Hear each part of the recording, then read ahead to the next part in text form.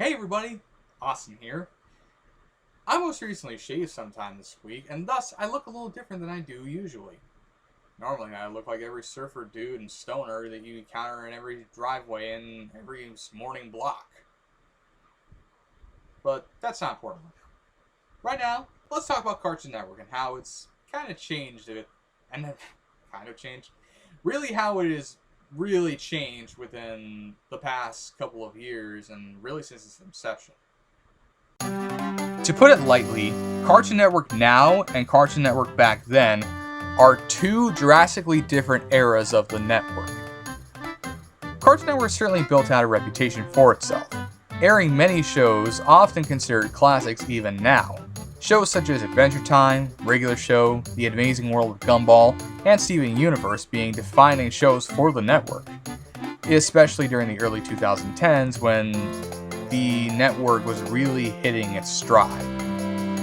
Cartoon Network basically changed the game of cartoons and animation during the time frame of 2010 and 2013, and by the end of the decade, many shows on various other networks and streaming services had pretty much won a lot of audiences over throughout that time. But Cartoon Network was different before any of that, as when it was founded in 1992, it was pretty much a channel dedicated to rerunning classic cartoons. Typically those produced and owned by Hanna-Barbera, or owned by Ted Turner through his many acquisitions, especially when it comes to MGM's pre-May 1986 library.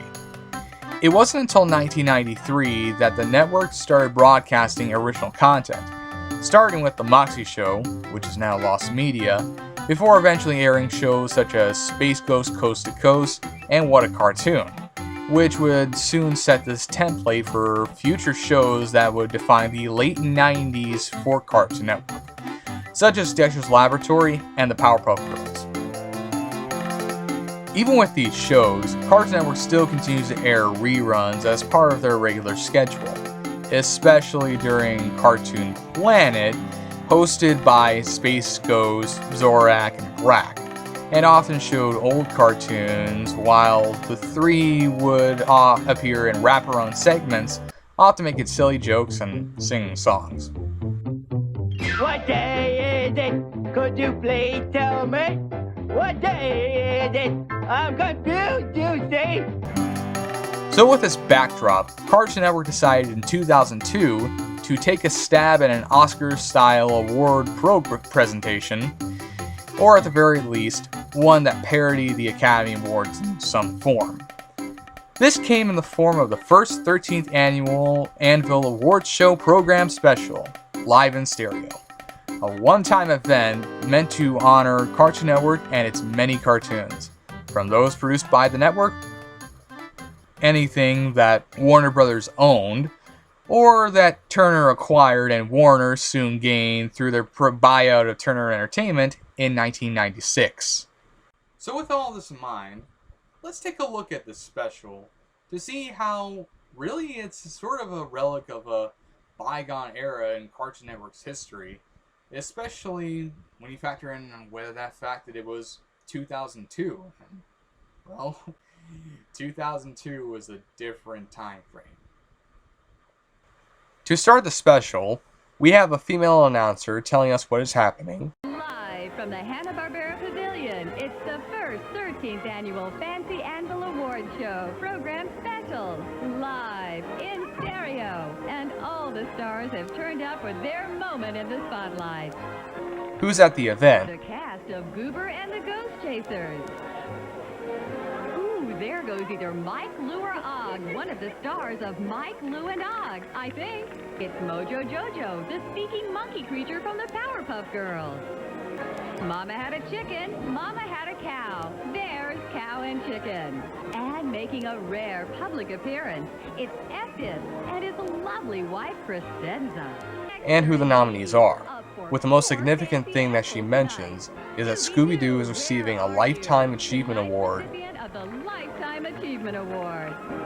She also mentions that if you watched my Ed, Edd and Eddy review, that Ed, Edd and Eddy are being nominated for Best Team, something I will mention later when the time comes for it. They're nominated for Best Team tonight.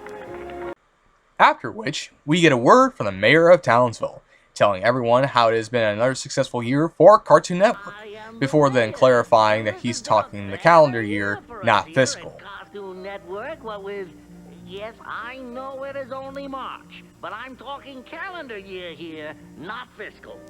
Then also telling us that as long as we watch it, they'll keep churning it out like butter. You keep watching the cartoons, and we will too. We'll make them. We will keep making cartoons for you to watch. Which, considering we've been doing so since 1992, it's pretty clear that the CN is not going anywhere anytime soon.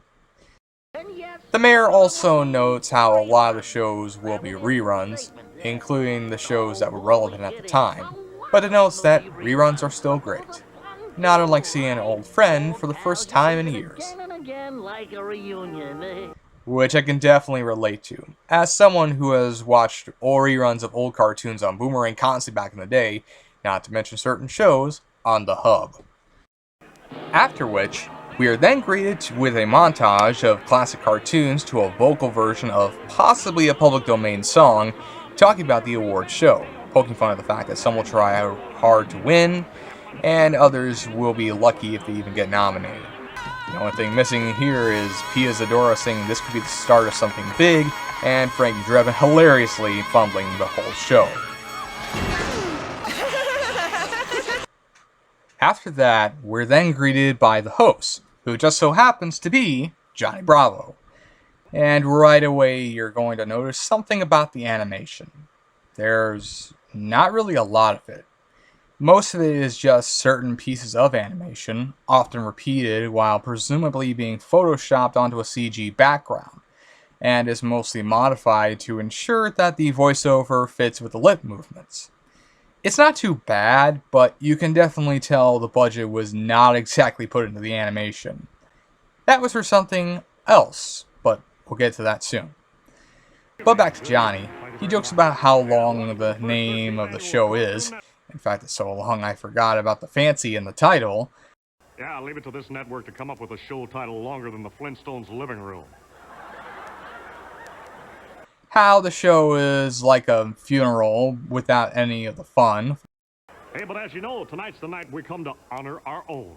Kind of like a funeral, only without the fun. Followed by a playful roast of Porky Pig, along with the Powerpuff Girls, Bugs Bunny, and Gloop and Gleep. Those are characters from the Herculoids for the latter. Porky Pig here tonight. Porky has the right approach to award shows. If you can't say something nice, it's probably because you can't pronounce it. The Powerpuff Girls are here tonight, sent by the network to help save this show before bedtime. Good luck, girls. We all know that when it comes to stars, they don't come any bigger at this network than bugs. We all know it because it says so in all our contracts. Gloop is beside himself. I'm sorry, that's Gleep. Not unlike when you invite Jeff Ross to your party. Does Ryan Gosling ever call you, start laughing, and then hang up?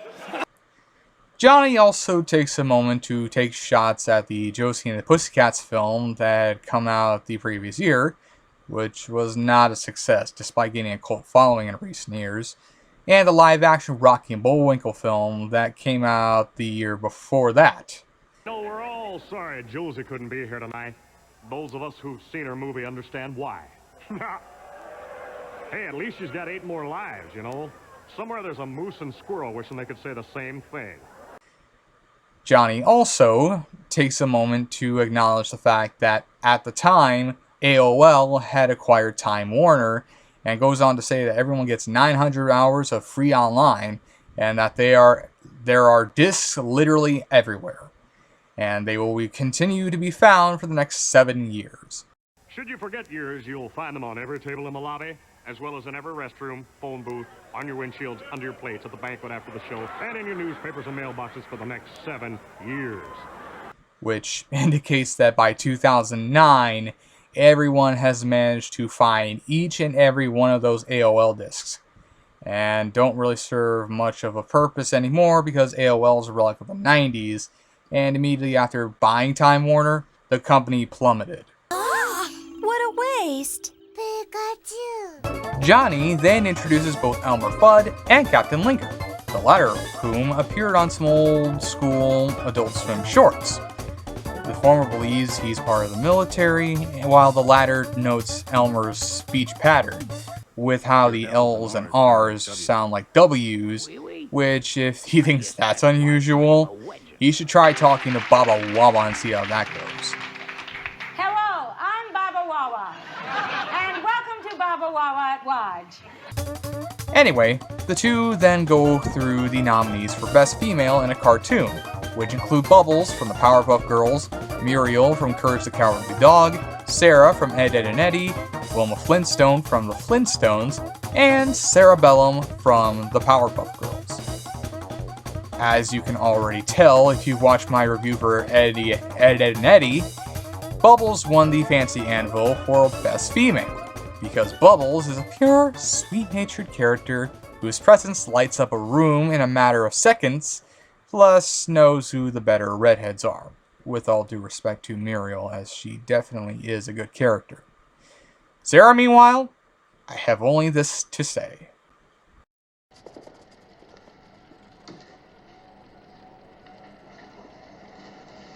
Bitch. Moving from that, it then shows the Powerpuff Girls episode Los Dos Mojos, the episode where Bubbles ends up believing she's Mojo Jojo after ending up with amnesia, before cutting to commercial. Coming up, it's lovable weatherman Al Roker on the first 13th annual Fancy Anvil Award Show program special.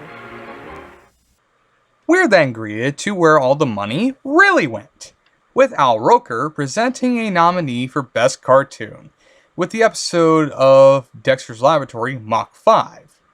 Presenting it not unlike how one usually represents a nominee at the Oscars. Assembles complicated hydraulics in the confines of a secret laboratory in his parents' suburban basement.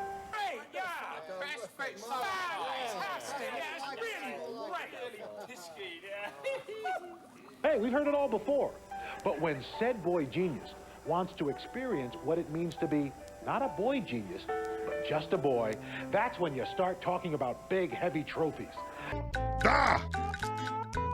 The Dexter's Laboratory episode entitled Mach 5 is not only an homage to a classic cartoon and a timeless animation style, but to boyhood and to racing and to wooden cars and to volcanic mountains and to boys racing wooden cars down volcanic mountains.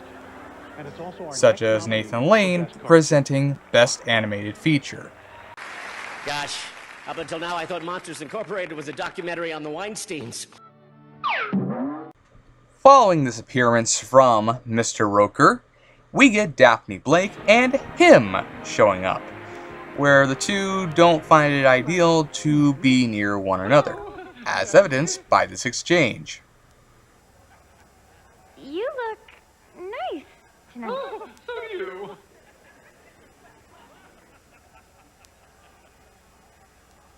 Do something! Gah. Soon after, they then present the next award, this one being Worst Villain. Not Best Villain, that's reserved for the MTV Movie Awards, but instead, Worst Villain, apparently taking a page out of the Razzies for this one. Anyway, the nominees include Mandark from Dexter's Laboratory, Zorak from Space Ghost, the original, Captain McGarnagle from Goober and the Ghost Chasers, Red Guy from Cow and Chicken, and Yosemite Sam, with Mandark and his ha-ha-ha-ha-ha-has taking the anvil like candy from a baby. Impressive. Most impressive. Following the episode of Dexter's Laboratory, Let's Save the World, You Jerk, and following that commercial break, we get the next Best Cartoon nominee, here presented by Charles Barkley. Ladies and gentlemen, Sir Charles Barkley. And if you haven't already noticed, there's a lot of old retro cartoons and cartoon characters, up for nominations in this award show. While most awards programs generally feature a lot of contemporary forms of entertainment, whether it be the Oscars, Emmys, Grammys, and so on. The first 13th annual Fancy Anvil Award Show program special, meanwhile, features a good chunk of classic cartoons alongside the Cartoon Network contemporaries up for potential awards. In fact, the cartoon that Barkley brings up is actually an episode of Goober and the Ghost Chasers, which was a Scooby-Doo type show that actually involved real ghosts, long before the franchise tried experimenting with that exact concept. The reason for Barkley introducing this one is because Wilt Chamberlain, whose scores on the basketball court were on par with his scores in the bedroom, actually appearing in the episode The Galloping Ghost, and presents it as a tale of human psyche like he's talking about Jacob's Ladder. A bunch of inquisitive teenagers add to the mix a talking dog, a yellow streak, and Pepper and a special celebrity guest star. And what do you get? No, not the new Scooby-Doo movies this time. No, this time you get our next nominee for Best Cartoon, the Galloping Ghost episode of Goober and the Ghost Chasers. What are you? Critics and audience alike have embraced this tale of psychological horror, a funhouse tour, if you will, of the deepest, darkest parts of our collective psyches. All this and an extremely rare and extremely stirring performance by the late, great, and multi-talented Wilt Chamberlain. Now I want to see Barkley introduce Conan the Destroyer. That would be something. After a piece of the episode is shown, Johnny then thanks everyone for voting and that the management would like to purchase our homes, which is then followed by boos from the audience. Everybody at home who participated in tonight's voting. To show their appreciation, the suits in charge would like to buy each of your homes. Man, this is some bullshit! And now, straight from the... Ooh, boy, this is a family show, folks, now. And it probably explains how the 2007-2008 financial crisis and Great Recession got started. After which, Johnny then introduces the red guy. Star of both Cow and Chicken and I Am Weasel, the red guy. Hello. Having a good time, are we? Oh, great. Who goes on about how women are meant to be pretty when in a cartoon, and that all ugliness is forbidden. Hair and makeup have long been a part of creating the magic of cartoons. A little blush, some lip liner, and a nice permanent all help to bring the beauty of the female form to the fore. Wow, what an asshole. And it's important for all of you ladies to look pretty if you want to get anywhere in the business, am I right? No one likes an ugly girl, do they? Do they? And being the red guy, he indulges in the audience's disgust toward his sexism, and laughs it off like it's nothing. Oh, you hate me right now. At this moment, you really do hate me. I love it. If this were done today, he would be, as the kids say, cancelled on social media. Not that he would have cared anyway, because he's the red guy. A montage is then shown of some of the classic beauties of cartoon history, before then hitting a record scratch moment by showing a bunch of cartoon males in drag, which was probably plotted by the red guy in an obvious troll move. Check out the big brain on bread. Live television, you gotta love it. With that done, Johnny then brings in the next presenters. All right, here now to present the Fancy Anvil for best performance in a guest starring role are a guy from the past and a gal from the future. These being Judy Jetson and Thundar the Barbarian. By the way, we're presenting the award for best performance by an inanimate object in a dramatic role. I knew that. Just so you know. I know what I'm doing. With Thundar feeling a little embarrassed by his choice in wardrobe, having taken advice from Fred Flintstone on formal wear. Note to self, never take formal wear advice from Flintstone. Ever. Just wear what you usually wear, Thunder, old pal. Only make it black, and don't forget the bow tie. Following an inner monologue filled with self-doubt and an awkward exchange with Judy. Look at me up here. I'm the laughing stock. I even saw that Rolf kid from Ed, Edd and Eddy laughing at me. That kid wears a sweater to the beach, for crying out loud. Wrong! And I ordered the tenderloin. Perfect. I'm sure that'll go over big. Always get the fish, Thundar. It's only deathly poisonous to mocks, not humans. Preposterous! Stupid loincloth. So, did you Did I what? ever guest star with an inanimate object? What? Oh, no. Why? Oh, right. Yes, I did, Judy. Ookla the mop. They then present the award for Best Performance by an Inanimate Object in a Dramatic Role, which you probably already know who the winner is if you sat through all 81 minutes of that Ed, Edd and Eddy review. You would know who the winner is. But the nominees nevertheless consisted of Octi from the Powerpuff Girls, Plank from Ed, Edd and Eddy, Adult Axe from Tom and Jerry, the episode shown is Pecos Bill, and Johnny's hair from Johnny Bravo. And as we all know, Plank won the Anvil, which Judy actually announces as opposed to everyone else, with everyone simply showing an episode from the show they're from, and what best showcases their character. Oh my god, oh my god! That we have a win! Woo! Plank is even given a chance to speak, which, as you can guess, is silence because, well, he's an inanimate object and can't speak. Guess they should have had Johnny 2x4 as his interpreter.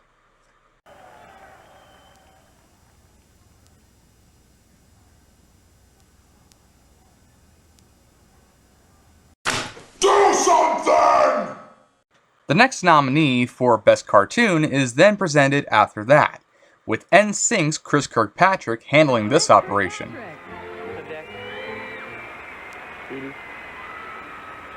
Sit down, boneless. Because Joey Fatone was busy. Now, before I go more into the cartoon that Kirkpatrick presents, I want to talk about how strange it is to see him on Cartoon Network because he honestly is more synonymous with Nickelodeon than Cartoon Network. Why, you may ask? Because he voiced Chip Skylark on The Fairly Odd Parents, and it's like watching Justin Timberlake go from Mickey Mouse to DreamWorks. Very unusual and bizarre. Getting back to Monsieur Kirkpatrick, he introduces I Love to Singa, which he denotes as predating Homer, Shakespeare, and even Augie Doggie and Doggy Daddy in terms of son versus father. A young son struggling to win the approval of his father. It's a story played out every day in the homes, neighborhoods, and woodsy forests all across the world and in parts of South Carolina. Boring! It's a tragic tale of son versus father that predates Homer, Shakespeare, even Augie Doggie and Doggy Daddy. Story of my life. Our next nominee for Best Cartoon tells such a story. A story of a wise old owl who ironically lacks the wisdom to see his very own last hatched son for who he really is. I am a wiener! Huh? As well as adding in a reference to how many licks it takes to get to the center of a Tootsie Pop, before then showing the clip. A young owl who knows how many licks it takes to really make it swing. Our next nominee for Best Cartoon, I Love to Sing It. Following the commercial break, Debbie Allen, an actress, dancer, and choreographer who did work on the TV series based on Fame, comes on to talk about how dancing is an art form that expresses itself in many ways. Mankind has relied on this most divine art to lift its collective soul in celebration. In dance, we share our joys and happiness, as well as our sorrows and pain, especially wearing the wrong shoes. And my feet are killing me. Every movement, every kick, every step, and every twitch tells 1,000 stories from I wish you were mine to I wish you would rain to I learned this move when I had a cramp. Yeah, that seems about right. Walt Whitman once wrote, I sing the body electric. At the time, most people still used candles and kerosene lamps, so no one knew what he meant. I mean his big dick! But years later, Peaches and Herb would say, shake your groove thing. And tonight, we say yes to the groove thing. Tonight, we honor the 5 nominees for Best Cartoon with Dance. Here to perform for you now, Cartoon Network's very own Step Kids.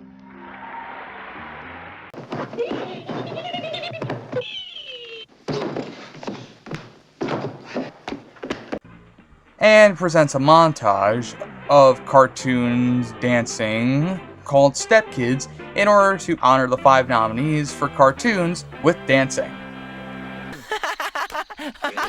After that, Johnny then says this thing. Wow! I haven't seen moves like that since Squidly accidentally stepped on his diddly. Oh, that sounded dirty. Good night, everybody. And introduces Cerebellum and Muriel Bag, or Bane as she is called here, where the two talk about men. Oh, Sally, dear. You look so beautiful tonight. And you too, Muriel. Isn't this exciting? Oh, you don't even know. It's like University of Illinois. When we were getting ready tonight, Eustace actually told me my perfume smelled like a crock pot full of week-old chili. That's terrible. Oh, I'm so sorry. Oh, no, dear. Eustace loves week-old chili. It's his favorite. Now I feel better. I see. There might even be some canoodling a bit later, if you know what I mean. Heaven knows my Eustace doesn't cuddle as often as he used to, but when he does, woo! Good night, everybody. Isn't that right, Tiger? What? Oh, you don't have to tell me. I've got my own little ball of fire back at City Hall. No. Somebody stop me! But I'm complaining, mind. Oh, they're so cute at that age, aren't they? I bet they are, dear. Oh.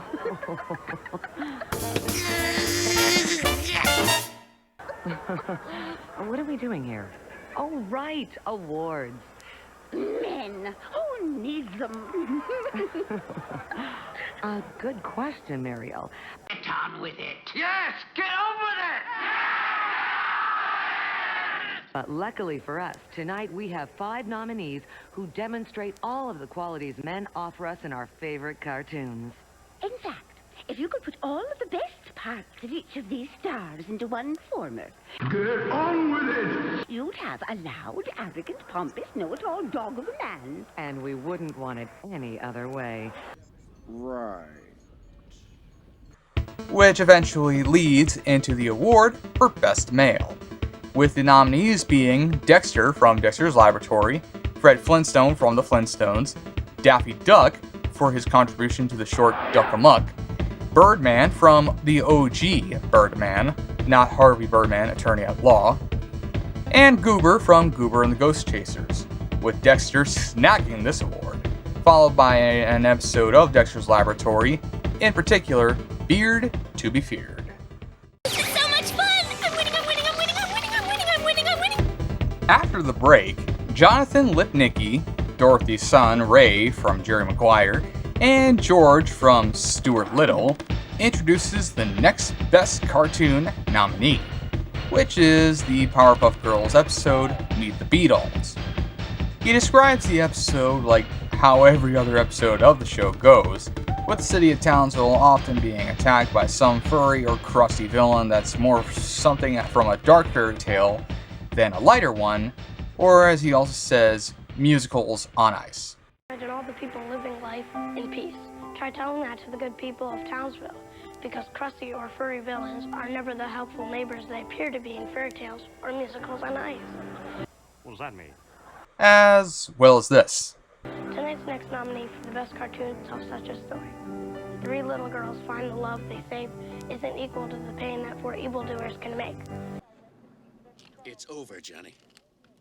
It's over. Nothing is over! Nothing! You just don't turn it off!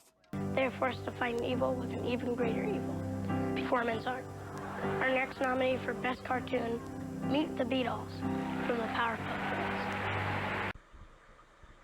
After his speech, a clip from said episode is then shown. Hey everyone, Jeremy here. We just want to let you know that the reason we're not showing the clips here is because, well, not just for copyright reasons, but also for time constraints. And when we sourced this particular special, it was actually a lot of the clips and episodes themselves were sped up for time constraints and all that. So yeah, there's the reason why that's out of the way. Back to Austin. Johnny, soon after, introduces the cast of the Flintstones, who are here to present another winner we already know about from the review for Ed, Edd and Eddy, Best Team. But there's a twist. As while Fred and Barney's wife Betty are in their traditional appearances, Wilma and Barney are shown in their Flintstones kids counterparts, probably due to the space of the podium of which they're presenting from. Fred comments that this is weird. Can I just go on record as saying I don't know whose idea this was, but it's creeping the tar pits out of me. You're telling me. Barney talks about how his head hasn't exactly gotten smaller, even in his adult counterpart. I don't know what you're whining about. I've seen what I look like grown up, and this head doesn't get much smaller. And Betty says that she's thankful that they didn't use their live-action counterparts. Why don't we just try to get through this and be thankful they didn't use our live-action counterparts? Amen. Possibly taking a jab at either Viva Rock Vegas, which had come out 2 years prior, or most likely the 1994 adaptation, which I can see with Rosie O'Donnell as Betty, as she only got the role because she could do the voice, and not because of her attractiveness. But John Goodman was born to play Fred Flintstone, and Elizabeth Perkins and Rick Moranis weren't half bad as Wilma and Barney, respectively. Anyway, the nominees for Best Team include the Powerpuff Girls, Ed, Edd and Eddy, the titular trio from Time Squad, Rock and Gravel Slag from Wacky Races, and Goober and the Ghost Chasers. And the winners were, as we already know, Ed, Edd and Eddy, because they were the terrific trio for a lot of our lives. Trust me, I know. Yeah! We're winning! We're winning! And the episode that is shown is Stop, Look, and Ed. A great pick if I do say so myself. Feel the wind, blank! Soon after that, we then get the presenters for the next award, those being Top Cat and Eustace Bag, or as with Muriel, Bane for some reason, with TC taking a playful shot at Eustace's getup as being in the John Steinbeck collection. For those unfamiliar with English literature, John Steinbeck was the writer for Of Mice and Men, East of Eden, and The Grapes of Wrath, which Eustace then states he got it from the Grand Central Catalog. Well, Eustace, may I say you're looking very dapper tonight. Something from the John Steinbeck collection? Stupid cat. This outfit came straight from the catalog. Grand Central, mister.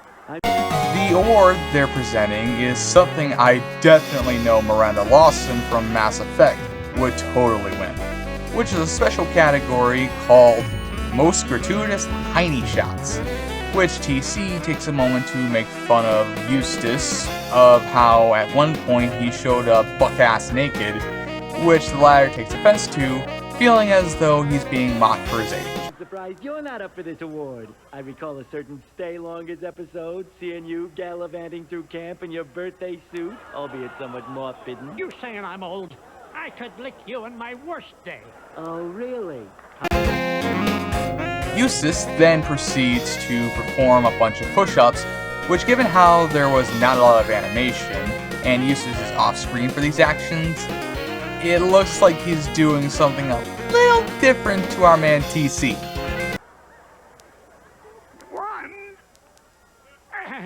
Oh my God! The nominees are... Where's the fire? They're not going anywhere. Jesus God, no. I'm not sure if it's my life passing before me or something else. I'm going to blow chunks. After that moment of nightmare fuel, we then move on to even more nightmare fuel, as we see who the cartoon character with the most butt shots gets the Anvil to possibly get shoved up the butt, with nominees being Dexter from Dexter's Laboratory in the episode Dexter's Rival, the Mayor from the Powerpuff Girls in the episode Bare Facts, the Red Guy from Cow and Chicken, IR Baboon from I Am Weasel, and Elmer Fudd in the short The Big Snooze. Excuse me. TC actually announces the winner, who in this case ends up being the Mayor of Townsville. And the winner is... Magoo could have seen this one coming. The Mayor. Who then states that from now on, he will show up in every cartoon in his birthday suit, even doing so during the show before then hilariously cutting off the feed before we see not just the Mayor's booty, but also his winky. After this award, I promise to be buck naked in every episode.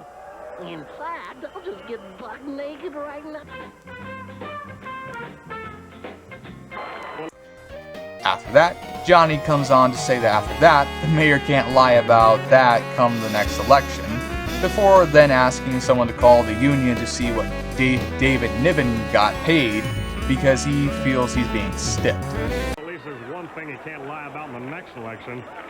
Man, they are not paying me enough for this gig. Hey, call the union and see what David Niven got, would you? Personally, I think the Red Guy should have won. Dude's got buns. Great ass! After the bottom of the barrel behavior from the Mayor,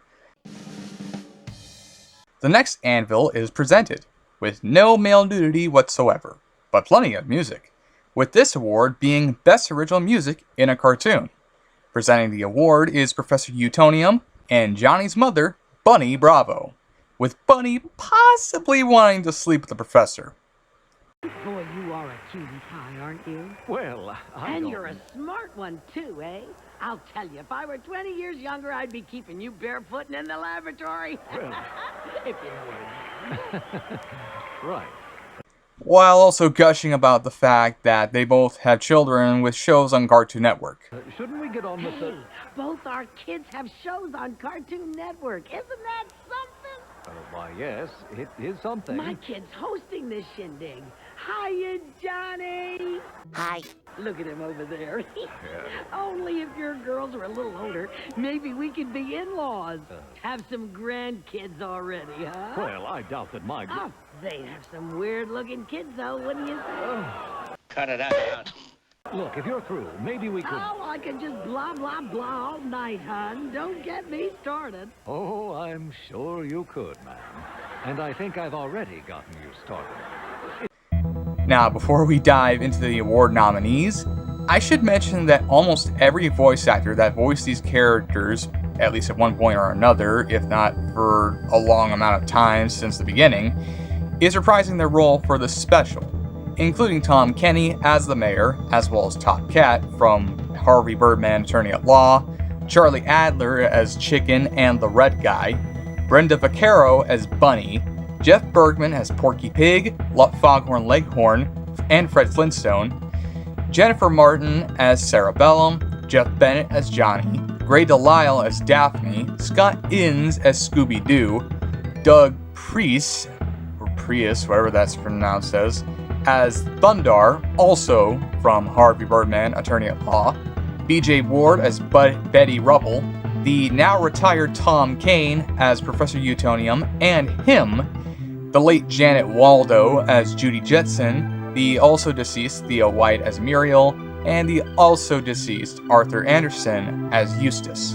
Young Wilma is voiced by someone named Caroline Sellers, taking over from Julie McWhither from the Flintstone Kids, and young Barney is voiced by a kid named BJ Mitchell, taking over from Hamilton Camp from the Flintstone Kids. While I'm not too sure if Ron McClary, the voice for Captain Linger in the special, is reprising his role or if he's filling in for someone else. Either way, they're all here, and they do a good job of making this whole show work, as silly as it is. But back to the nominees, they consist of the Sensitivity song from Johnny Bravo, Just an Old-Fashioned Lab Song from Dexter's Laboratory, the song Red Sings in Red Hot Riding Hood, Uncle Pecos' song from the Tom and Jerry cartoon Pecos Pest, and pretty much everything in Rabbit of Seville. And shockingly, Rabbit of Seville actually wins, making it the only classic cartoon to win an Anvil, as everything prior was a contemporary Cartoon Network show or character. So to see a classic win is kind of amazing. Good work! Thank you! After that, we come to the moment we've all been waiting for, Scooby-Doo's Lifetime Achievement Award. To kick things off, Sandy Duncan, who was a guest on the new Scooby-Doo movies, talks about how in 1969, many things were happening, including the closure of the decade itself. The Vietnam War was well on its way, along with many protests. The Andy Griffith Show was in color, and sums it up as if Lewis Carroll was describing our history in antonyms. Of course, that still remains even the same now. She also mentions how everyone sort of knew their neighbor, at one point liked Ike. I'm guessing she's talking about Ike Turner before everything came out about him. How everyone soon began locking their doors, and Nixon? Nobody liked him, so we told him to screw off. No one knew whom to trust. Who would America turn to unmask the evil that kept us from the truth we were all so desperately seeking? You want answers? I think I'm entitled. You want answers? I want the truth! You can't handle the truth! Well, in 1969, America would find its most unlikely savior. And just when things looked frightening, Scooby-Doo came into our lives and made it 20 times better. In the process, he became a phenomenon and helped boost the careers of certain celebrities, including Miss Duncan herself. After that, we then cut to several celebrities talking about their time with Scooby as if he were real, including Don Knotts, Tim Conway, Phyllis Diller, Davy Jones, and Jonathan Winters, each of whom appeared on the new Scooby-Doo movies.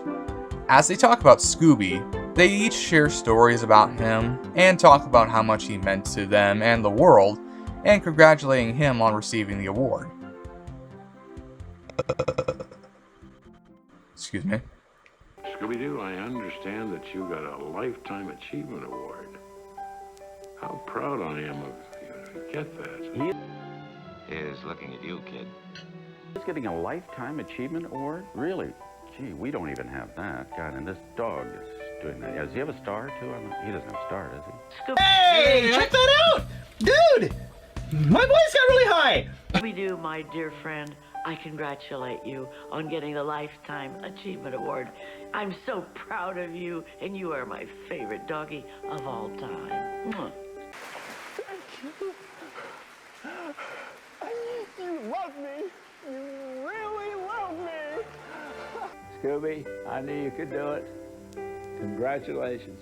Down, boy. No, just kidding there. Just kidding. Thank you. Thank you, Scooby-Doo. Scooby is even given the chance to make a speech, but much like with Plank, he gets cut off, only getting in a thank you before the band plays. Something which Johnny acknowledges, makes a joke, before then mentioning that he has nothing but respect for the canine. I'm sorry the band cut you off there, Scoob. I'm sure your Rort acceptance speech would have had everybody rying their eyeballs out. I'm just kidding you, Scoob. I love you, man.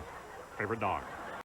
The most amazing thing about that whole segment is that, minus Sandy Duncan, who introduces the award, nearly everyone who talks about Scooby is now dead. As Don Knotts died in 2006, 4 years after the special aired, both Phyllis Diller and Davy Jones died in 2012, both of whom were the oldest and youngest featured in this segment respectively. Jonathan Winters died in 2013, and Tim Conway died in 2019. That is crazy to me. Even crazier, the only one of these celebrities that presents a Best Cartoon nominee is no longer with us. But I'll get to that later. Right now, Porky has something to say.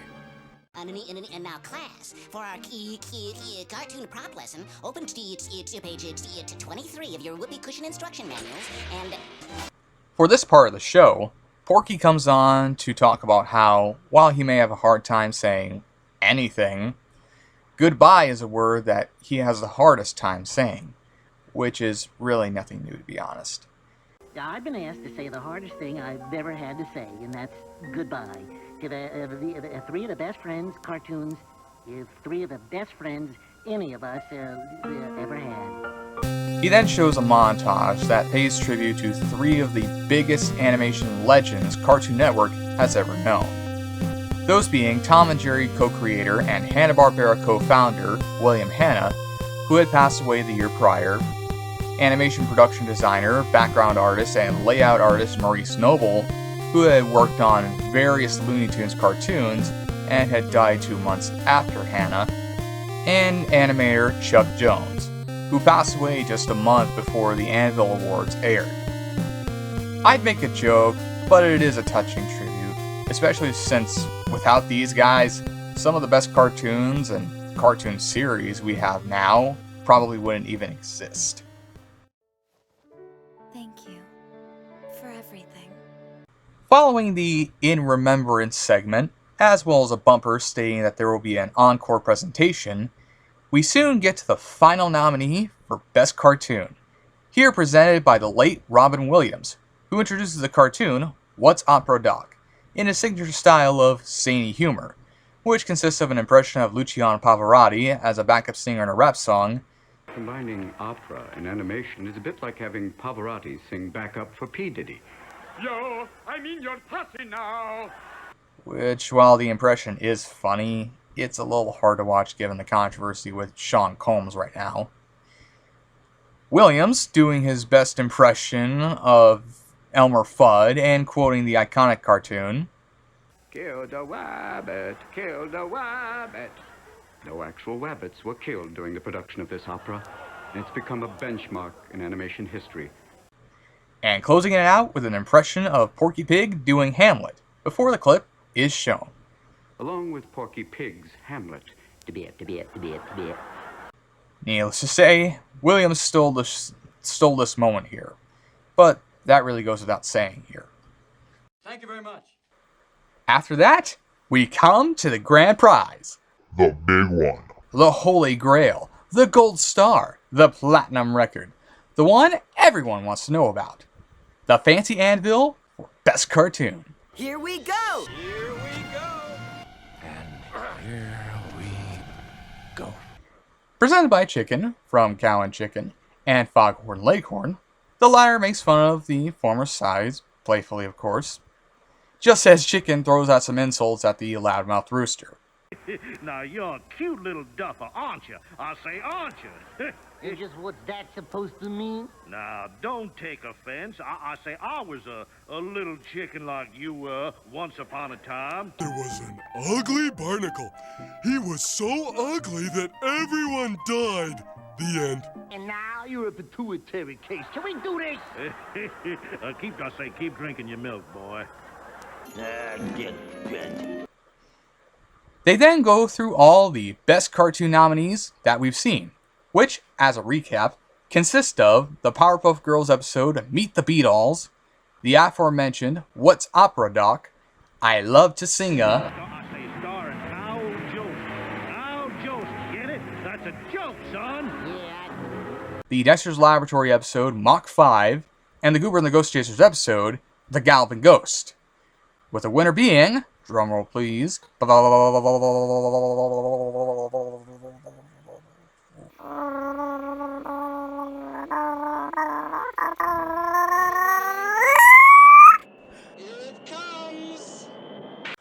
Mach 5.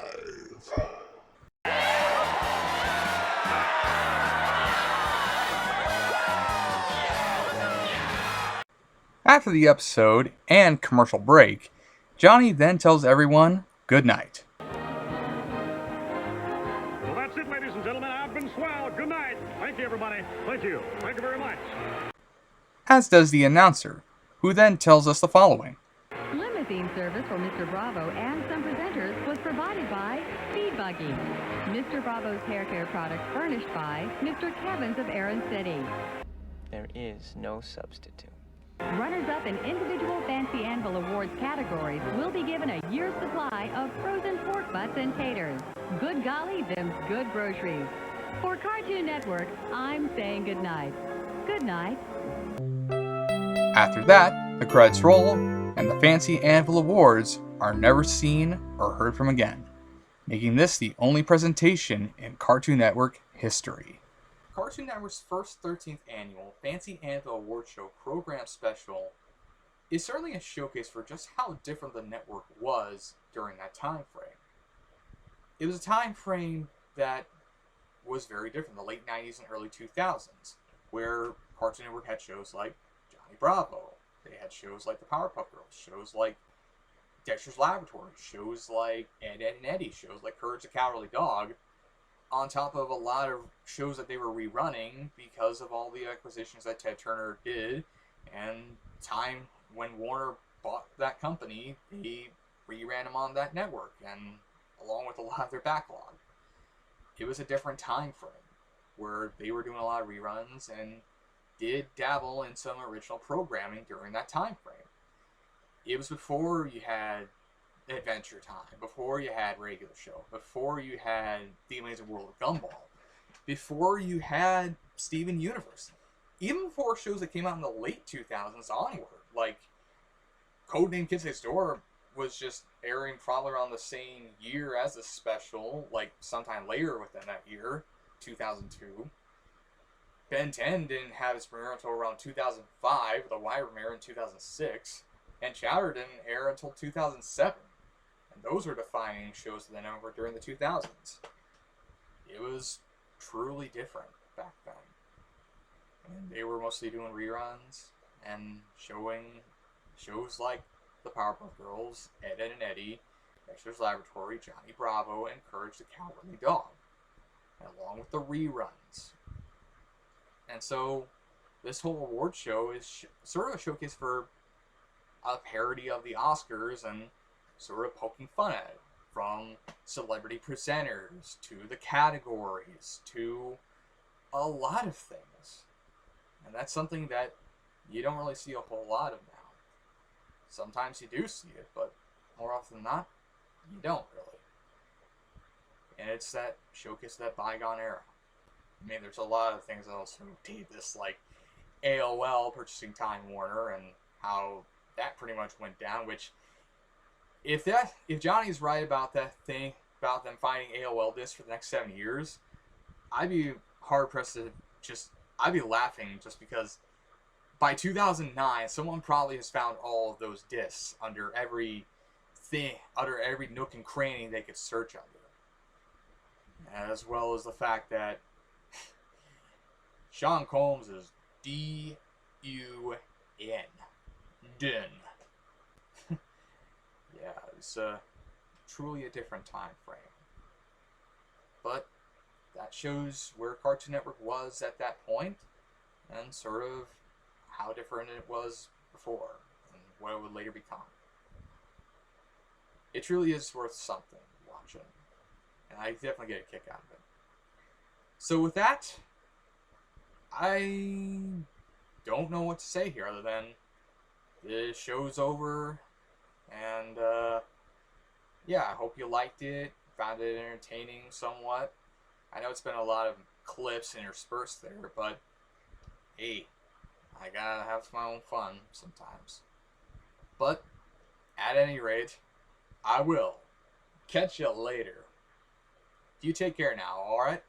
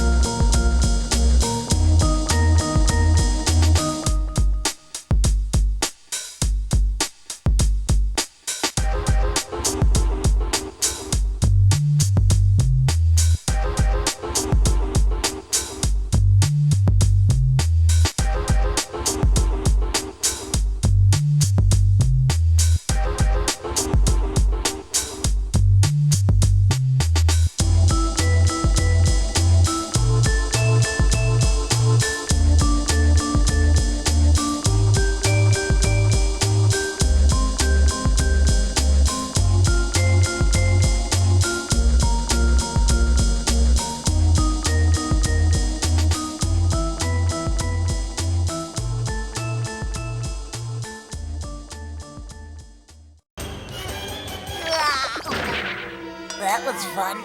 Let's do it again.